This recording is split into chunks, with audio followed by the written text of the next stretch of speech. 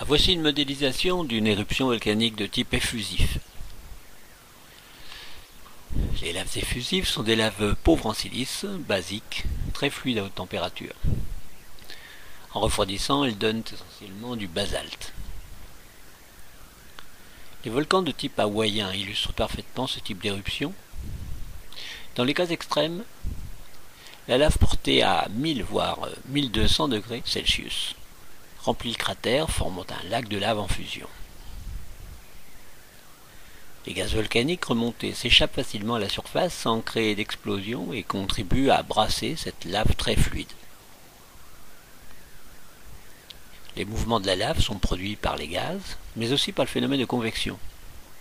En effet, la chaleur intense qui règne en profondeur dilate le magma, faisant ainsi diminuer sa densité. La poussée d'Archimède fait monter le magma vers la surface.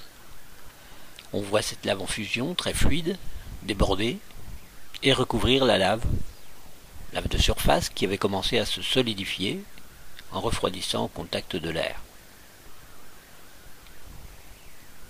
Les parties refroidies et donc plus denses sont alors de nouveau englouties, venant en profondeur prendre la place de la lave poussée vers la surface.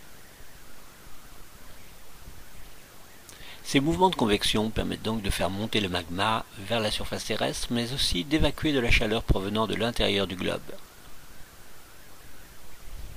Lorsque la lave en fusion d'un volcan de type hawaïen déborde du cratère, il se produit une coulée longue, malgré la faible pente, qui, en refroidissant, donne le basalte.